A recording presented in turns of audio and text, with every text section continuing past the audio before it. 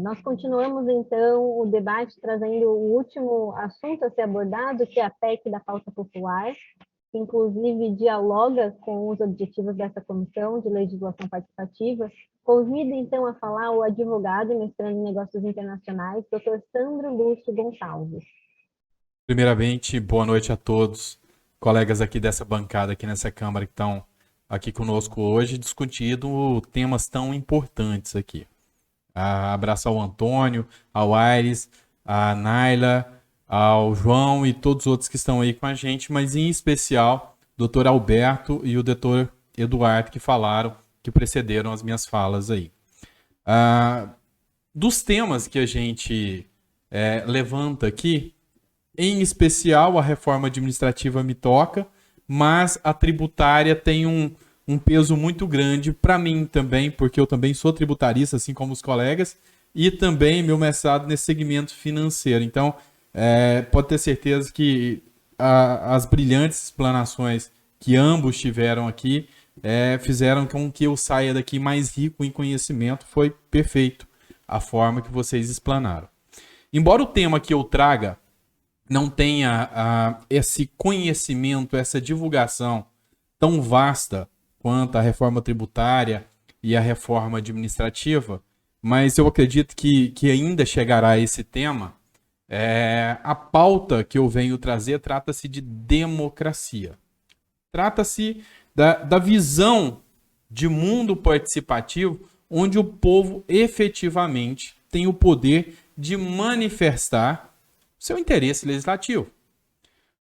Para que eu seja mais claro, fazendo uma análise da Constituição hoje, se eu for analisar a fundo, são, em especial, alguns mecanismos que a Constituição traz, onde o povo pode participar. Eu tenho iniciativa popular, eu tenho plebiscito, referendo. Na prática, são utópicos, mentirosos, e não tem nada daquilo que está escrito ali na Constituição. Uma Constituição, uma folha de papel que não vale nada, né? Para quem estudou já o direito constitucional, deve conhecer a teoria da folha de papel da Constituição. Olha só, vamos começar falando da questão da participação popular. Quando a Constituição foi elaborada, a mensagem dela, do Constituinte, era que realmente o povo tivesse o poder de manifestação. Queria que o povo tivesse a participação. Então, criou a iniciativa popular. Traduzindo assim em palavras coloquiais para a gente poder entender, é o quê? Se eu colher um número X de assinaturas, tá? Vamos falar hoje com a população brasileira, mais ou menos 1.400.000 pessoas. Se eu colher as assinaturas e apresentar um projeto de lei, posso usar como exemplo aqui a lei da ficha limpa, que é um dos grandes exemplos. Eu protocolo esse pedido nascido do povo lá na Câmara dos Deputados, que é a casa do povo que recebe. Eu fiz o meu pedido. Só que ele encontra um óbice ali, ele encontra uma barreira, que é o que a gente chama de poder negativo, é o poder de pautar. Vocês têm que entender que hoje, quem tem a bandeira da lei na mão, de escolher o que vira lei ou não, é o presidente da Câmara e do Senado, em especial da Câmara. Ano passado a gente travou uma briga muito grande por causa de uma pauta, o Antônio Carlos é testemunha, que era a PL 1328, que ainda continua no páreo ali, com o Rodrigo Maia, que simplesmente tinha o apelido de engavetador de projetos. Por quê? Se chegar um projeto que seja do povo, se chegar um projeto de um parlamentar, se chegar uma medida provisória do presidente, quem vai escolher se aquilo entra em votação ou não é o presidente da Câmara dos Deputados. Ou seja, ele tem um poder negativo de escolher o que vira ou não lei. Ele tem um poder de travar a democracia. Por exemplo, eu tenho um presidente da República que foi eleito com 57 milhões de votos. É a expressão da democracia. Se ele editar uma medida provisória que tem que ser analisada para virar lei, o presidente da Câmara simplesmente não põe em votação. Ele neutraliza a medida provisória e essa medida provisória simplesmente vai caducar. Se eu faço a iniciativa popular, colho 1,5 milhão de assinaturas e apresento, o presidente da Câmara simplesmente não põe em votação e passa-se anos e anos, 10, 15, 20 anos, e nunca vai entrar em votação. Então, a gente percebeu que a Constituição Federal, ela é, no ponto que toca a democracia, ela é fantasiosa. Mas a gente não pode deixar assim.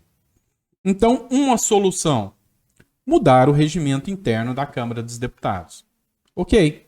Se a gente mudar o regimento interno da Câmara dos Deputados, a própria Constituição, quando ela distribui as competências, ela fala que isso é uma competência única e exclusiva das mesas. Ou seja, só os próprios deputados e os próprios senadores vão definir ali o presidente da Câmara e o presidente do Senado, que vai definir se ele muda ou não. Ou seja, é mais do mesmo.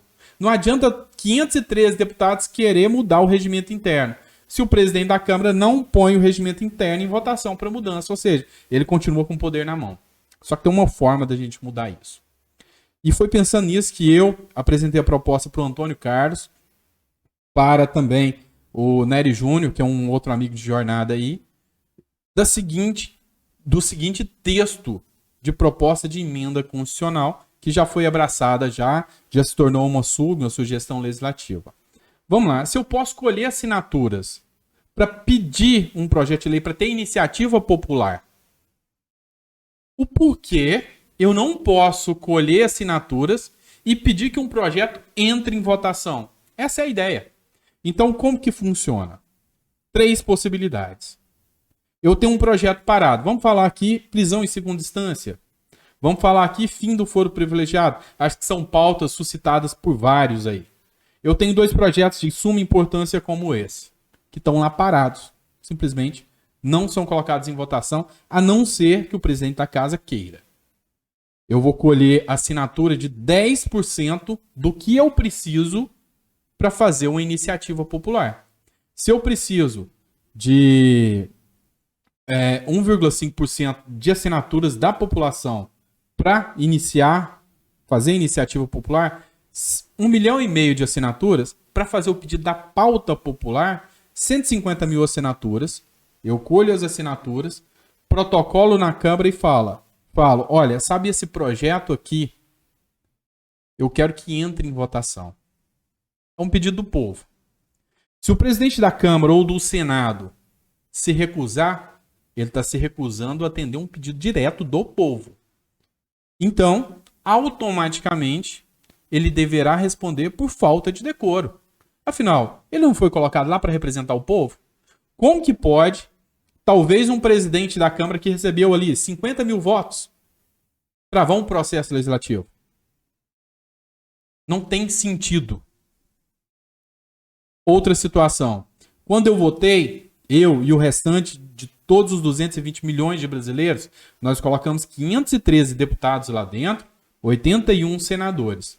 Não se justifica retirar o poder desses e alocar na mão de um só. Os 513 podem propor projetos de lei, mas só um escolhe o que vai entrar em votação. Não é justo. Se a maioria simples dos deputados, dos 513, se a maioria simples deles fizerem um pedido de pauta, o projeto tem que entrar em votação. Eles têm que ter o poder decisório. Não visa aqui retirar o poder do presidente. Pelo contrário, é ampliar o poder aos demais parlamentares que a gente votou. Se a maioria simples dos membros do Senado também fizerem um pedido, tem que entrar em votação. Já também, se a maioria simples dos líderes da Câmara, que são a representatividade daqueles que a gente elegeu, fizer o pedido, ele tem que colocar em votação. Afinal, se o presidente da Câmara se recusar a atender os presidentes, os líderes da casa ou os demais parlamentares, ele está desatendendo um pedido direto dos representantes do povo. Então, igualmente, ele responde por falta de decoro parlamentar. E a ideia é que, com essa pauta, essa PEC da pauta popular, o povo tenha, enfim, a participação democrática no que efetivamente vira lei. Fazer projeto de lei é fácil. É fácil. O importante é colocar ele em pauta e analisar que os representantes do povo votem naquele projeto. Não cabe, não é lógico, não é racional uma Constituição que aloca todo o seu poder de definição de leis em uma única pessoa. Não é lógico. Não faz sentido. Para você parar para pensar, essa pauta que deu a origem a essa ideia que a gente apresentou para o Antônio Carlos, ela veio de um projeto contra o sistema financeiro. Se você for parar para pensar analiticamente ali no sistema legislativo nacional, sistema financeiro, basta ter o presidente da Câmara dos Deputados na mão. Nada mais. Nada mais. Eu não preciso nem me preocupar com o presidente do Senado. Basta eu ter o presidente da Câmara na mão, que a gente brincava muito à época do Maia, que o Maia tinha um amor tremendo pelo sistema financeiro. Palavras do Jorge Cajuru, que é um grande parceiro nessa pauta nossa aqui. Ele tinha um amor tremendo ao sistema financeiro. É simples. Se eu tiver um sistema onde um só define, basta eu ter aquele na mão. Nunca um projeto que favorece ao povo e é contrário a um sistema vai entrar em votação. Mas eu tenho uma análise ainda mais profunda. E se o projeto for ruim? For um projeto caótico, um projeto que realmente o povo está sem critérios para escolher e escolhe um projeto horrível. Vamos dizer que a PEC 32 fosse um pedido com assinatura de 150 mil assinaturas, fosse protocolado e a PEC 32 tivesse que entrar em votação. Entrar em votação não é se tornar lei. Nós elegemos 513 deputados e 81 senadores. O projeto perderia, seguiria todo o sistema democrático e simplesmente não viraria lei, não seria proposto novamente. Mas o processo democrático aconteceu. O que me irrita na Constituição atual é que o processo democrático é aleijado. O processo democrático brasileiro não funciona. Essa é a grande questão. Então, em uma análise substancial da Constituição Federal, eu percebi essa grande falha. Nós temos um primeiro-ministro e ninguém sabe. Nós temos um indivíduo que tem mais poderes do que um presidente da República, que tem mais poderes do que 513 deputados, 81 senadores, do que os ministros, do que as instituições da sociedade civil, que tem a sua atividade ali representativa do povo diretamente, as entidades. E ainda digo mais, onde está a representatividade da Assembleia Legislativa, da Câmara dos Vereadores, que tem que ter uma participação maior e mais efetiva? Se uma Câmara dos Vereadores tem um projeto, tem pautas, elas podem se unir, colher assinatura ali em loco, porque elas estão de frente, o povo. Eu brinco muito que no Brasil existem 3 entes federados: estados, União e municípios. Mas que na realidade só existem os municípios. Os outros são ficção jurídica. Porque quem lida direto com a população é o município. É ali que o munícipe está. Então, ele vai ter um poder muito mais amplo de questionar, de solicitar que pautas relativas àquela região do município ou relativas ao município, um exemplo é a PEC 187, que queria tirar o fundo do idoso, excluir o fundo do idoso. São recursos que vai para o município. Então, o município ganha mais força porque ele está em loco com a população. É a lei do mais próximo. Então, assim, eu discorri um pouco, tentei ser mais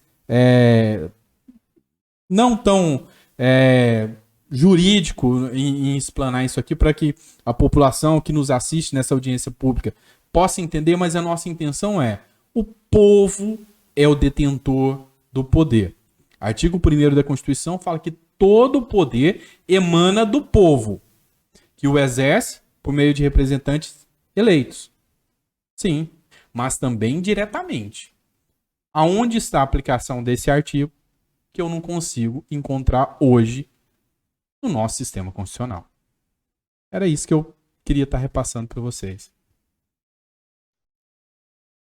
Muito obrigada, doutor Obrigado. Sandro, pela sua presença, contribuição.